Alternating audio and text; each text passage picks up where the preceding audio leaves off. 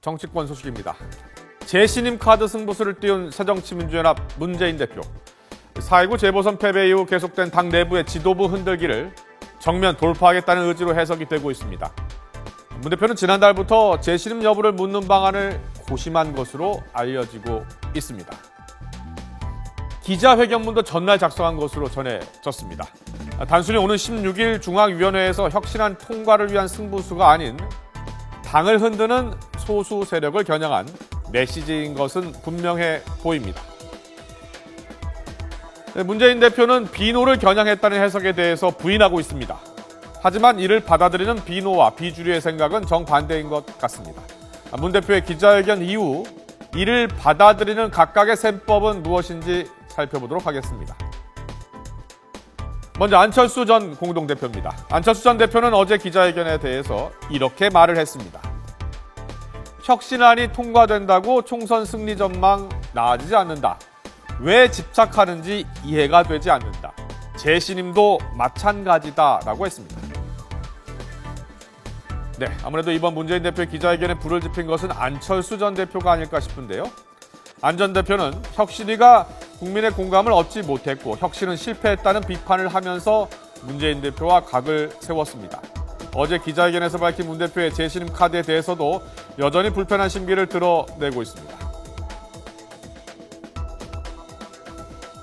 상당히 실망이다.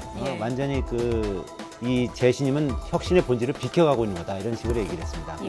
혁신안이 비록 통과된다고 해도 총선 승리의 전망은 밝지 않다. 그러니까 그런 얘기인 겁니다. 그러니까 지금 혁신안이 이제 지금 당원들을 배제하는 거 아니겠습니까? 당원들을 배제하고 국민 공천단이라 그래가지고 일반인 중에 이제 여당을 지지하지 않는 사람들 위주로 해서 이제 국민 공천단을 만들어서 지역구마다 한 300명에서 1000명씩 뽑아서 이렇게 이제 거기서 이제 결국은 이제 후보를 결정하는 걸로 이렇게 결정을 했는데 이에 대해서 이제 비주류는 물론이고 이제 일부 이제 권리당원들 같은 경우는 반발하는 거죠. 네, 다음은 김한길 새정치민주연합 전 대표입니다. 김한길 전 대표는 소설가 이상의 글귀를 인용해서 절망이 기교를 낳고 기교 때문에 또 절망한다라면서 문 대표의 어제 재신임 카드를 비판했습니다.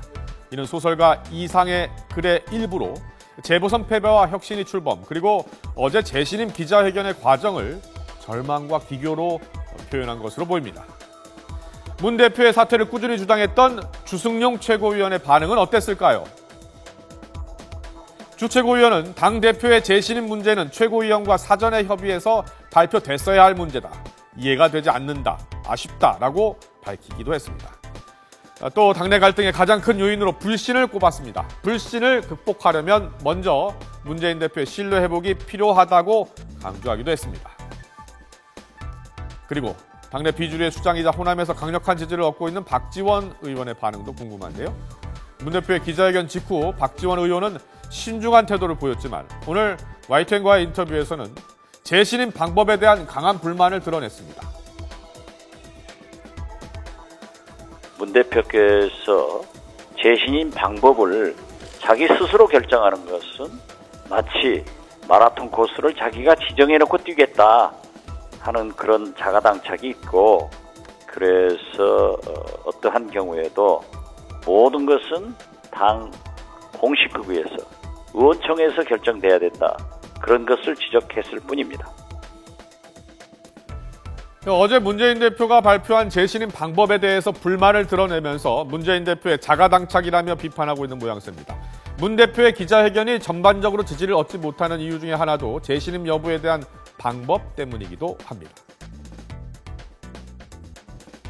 당 대표의 신임을 묻는데 그것도 당내 문제를 가지고 이것을 일반 국민들이 참여해서 한다는 것을 가지고 이제 일부 비노에서는 그게 바로 꼼수다. 그러니까 전당대회를 통해서 얻든지 아니면은 정말 당당한 방식을 택하는 것이 낫지 이게 우회하는 방식을 가지고 간다는 것 자체를 받아들일 수 없다. 그러니까 예를 들어서 결과가 중요한 것이 아니라 민주주의에서는 과정이 중요한 거거든요.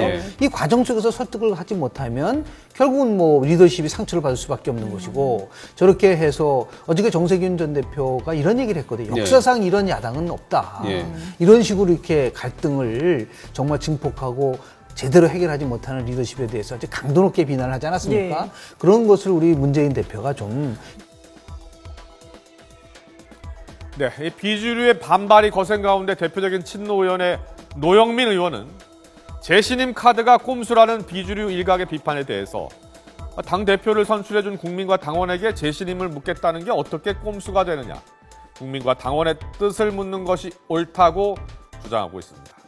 또한 지도부 흔들기가 반복돼서는 안 된다는 입장을 밝히기도 했습니다. 기자회견 이후 이 비노의 반발에 비하면 친노 진영은 비교적 조심스럽게 상황을 지켜보고 있는 분위기입니다. 문재인 대표는 지난 전당대회 당시 대표 수락 연설에서 자신의 3번의 죽을 고비에 대해 언급한 적이 있습니다. 어제 기자회견 이후 한 인터뷰를 통해서 지금이 2번째 죽을 고비가 아닌가라고 말하기도 했습니다. 기자회견 이후 비노와 비주류의 불만이 더욱 커지고 있는 가운데 향후 문 대표의 재신임을 구하는 방법에 있어서도 개파 간 갈등은 끊이지 않을 것으로 예상됩니다.